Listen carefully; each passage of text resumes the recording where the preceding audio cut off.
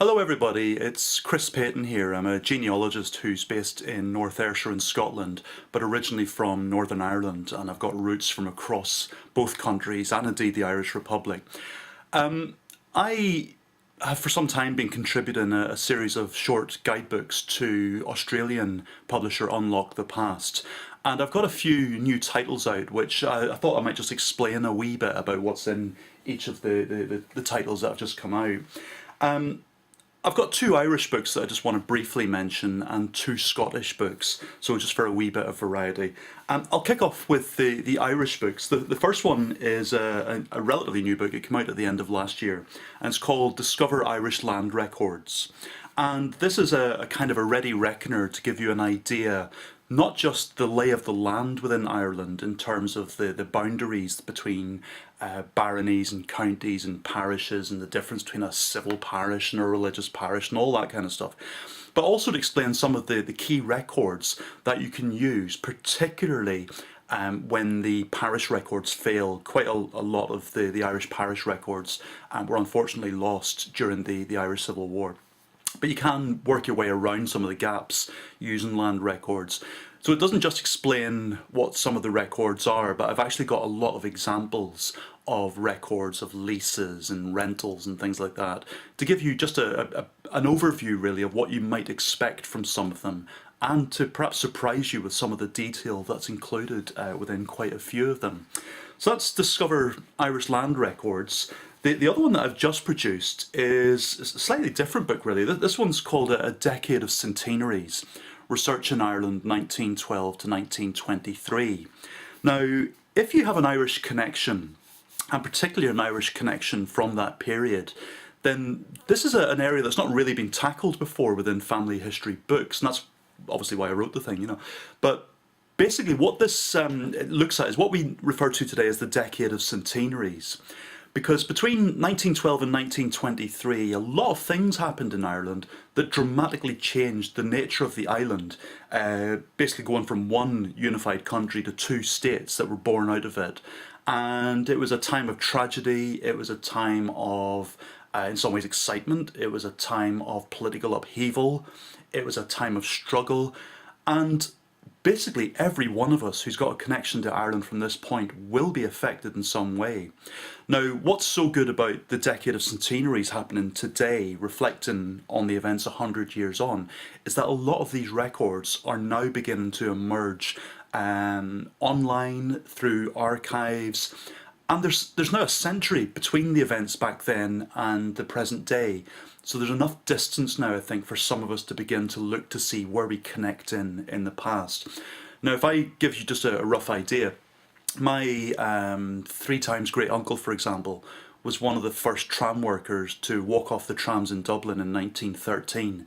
That kicked off the worst industrial dispute in Ireland ever. It was called the Dublin Lockout. I've also got family who served in the British Army at that point. I've got people who signed the Ulster Covenant. And my wife, who's from Kilkenny, she's from the other side of the divide, if you like, but she's got family who also served in the British Army, perhaps for different reasons. She's got family who were involved on the Republican side during the War of Independence. Now, all these events, great-grandparents, great-great-grandparents, they would have been caught up somehow. And this book hopefully will begin to allow you to check, to see if you can find that connection. Was your ancestor a suffragette, for example? Was your ancestor in the military? Was your ancestor involved in trade union rights and all this kind of thing? So it incorporates a lot of things that happened, and hopefully, as I say, this will actually help you to steer you at least towards some of the key resources that are now available for that period.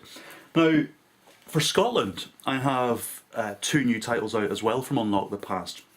One of them is actually, it's an updated version of a book I produced about 5-6 years ago called Discover Scottish Church Records. But this is the second edition, and this is like, it's almost like a sequel in some ways, because I've vastly expanded it beyond the original edition. The original edition did look at the Church of Scotland in particular in terms of the records that were available. But in this edition, I've not only expanded on the types of records that you can find through Church of Scotland, Kirk Session records, and so on, but I've also looked at a lot of the other churches, you know, the Roman Catholic Church, the Scottish Episcopal Church, lots of the smaller denominations, the Presbyterian churches that broke away from the Church of Scotland.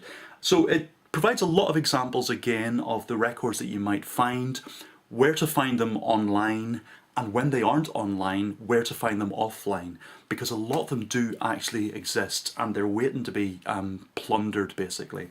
So that's Discover Scottish Church Records, the second edition. But the other book, which is again just slightly off the beaten track, is I thought I'd take a look at an area of family history research by way of a theme. Again, not ordinarily covered, and it's called Down and Out in Scotland, Research an Ancestral Crisis. Now, the premise behind this book is that basically when something went wrong in the past, you can be sure there was somebody standing by with a quill and a wee bit of paper or a parchment taking down the details. It's extraordinary how many times you will find your ancestors mentioned in the past when things went wrong. So it can be anything from issues that the church had to deal with, for example, what they would consider wrong would be illegitimacy or irregular marriage, all these kind of things. But also things like the criminal and the civil court systems in Scotland. You know, was your ancestor ever prosecuted for anything? Then we look at health issues. You know, did your ancestor have an illness in the past? And you'd be surprised that there are actually records that exist that cover that. It's not just the death certificate where you find out how somebody died in their last days of life. There's records from a lot of folk in the past from throughout their lives. So it takes a look at that. It takes a look at other issues such as rebellion.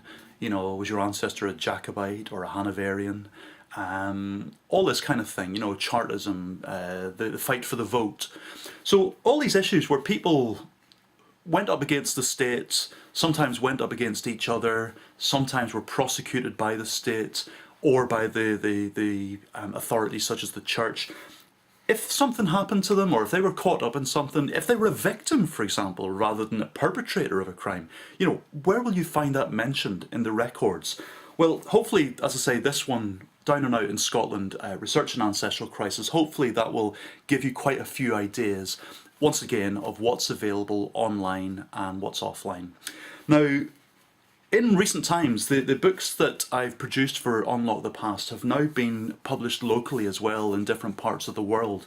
So you can find them in Australia from a company called Gould Genealogy, gould.com.au. But there's also Global Genealogy in Canada's now publishing them. My History in Yorkshire within the United Kingdom is now publishing them. So to find the links as to where you can purchase these books, please go to my blog, British Genes, which is britishgenes.blogspot.co.uk. And on that blog, you'll see along the top, there is a little section of the menu that says books. And that will tell you where to purchase copies of the books.